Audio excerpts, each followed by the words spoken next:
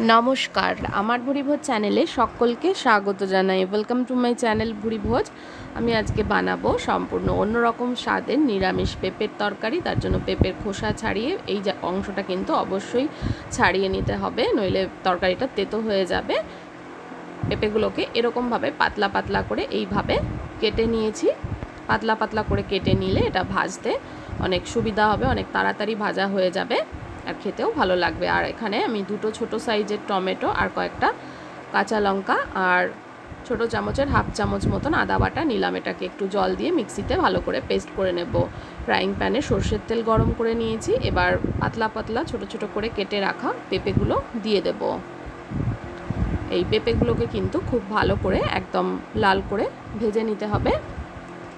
একদম যখন কালচে কালচে কালার ধরবে ততক্ষণ পর্যন্ত এগুলোকে ভেজে নেব। ভাজার সময় এর মধ্যে দিয়ে দিলাম কিছুটা নুন। নুনটা সমস্ত পেঁপের সাথে ভালো করে মিশিয়ে নিয়ে পেঁপেটাকে ভালোভাবে ভেজে নিতে হবে। দেখুন একদম ভালো করে কালো করে কিন্তু ভেজে নিয়েছি। এরকম কালচে করে ভেজে নিতে হবে। ভেজে একটা পাত্রে তুলে রাখতে হবে। এবার কড়াইতে ফ্রাইং প্যানে যেটুকু তেল আছে সেইটুকু তেলের মধ্যে দিয়ে দিলাম একটু জিরে আর গোটা ধনে ফোড়ন।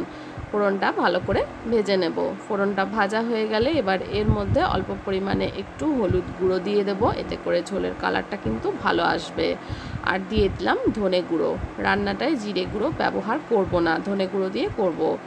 এবার হলুদ গুঁড়ো আর ধনে গুঁড়োটা তেলের সঙ্গে ভালো করে মিশিয়ে নিতে হবে। এই পর্যায়ে গ্যাসটা কিন্তু একদম কম আঁচে রাখতে হবে।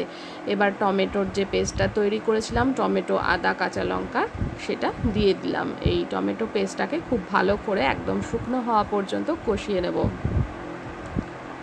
মাঝে মাঝে একটু নেড়ে চেড়ে নিয়ে এটাকে কষিয়ে নেব যতক্ষণ না এটা একদম শুকনো হয়ে যাচ্ছে বা এটা থেকে তেল ছাড়ছে। এর মধ্যে দিয়ে দিলাম একটু নুন আর একটু চিনি, স্বাদ মতন লবণ আর চিনি ভালোভাবে মিশিয়ে দিলাম। চিনিটা অপশনাল। দেখুন মশলাটা একদম শুকনো শুকনো হয়ে গেছে। এবার আমি এর মধ্যে দিয়ে দেব ভেজে রাখা পেঁপেগুলো। পেঁপের সাথে মশলাটাকে একটু ভালো করে মিশিয়ে নিচ্ছি। সমস্ত মশলাটা ভালো করে মেশানো হয়ে গেলে আমি 1 চামচ কাশ্মীরি লঙ্কার গুঁড়ো, যেটা জলে গুলে রেখেছিলাম, সেটা দিলাম। এটা দিলে পারে কালারটা খুবই ভালো হয়। এবার সেটাও ভালো করে মিশিয়ে নিলাম। মেশানো হয়ে গেলে 1 মিনিট মতন রান্না করে আমি এর মধ্যে দিয়ে দেব জল। এই জল দিয়ে আরও ভালো করে পেঁপেগুলোকে সেদ্ধ করে নেব। যেহেতু পেঁপেটাকে খুব ভালো করে ভেজে নিয়েছি, এটা সেদ্ধ হতে কিন্তু বেশি সময় লাগবে না। 5 থেকে 7 মিনিট এটাকে সেদ্ধ করে নিলেই রান্নাটা হয়ে যাবে। পেঁপেটাকে ভালোভাবে চারিদিকে ছড়িয়ে দিয়ে এটাকে 5 থেকে 7 মিনিট মতন সেদ্ধ করে নেব। এই রেসিপিটা আপনারা ভাত রুটি দুটোর সঙ্গেই কিন্তু খেতে পারবেন, ভীষণ ভালো হয়। আর এটা সম্পূর্ণ আলু ছাড়া, ডায়াবেটিকরাও এটা ট্রাই করতে পারেন।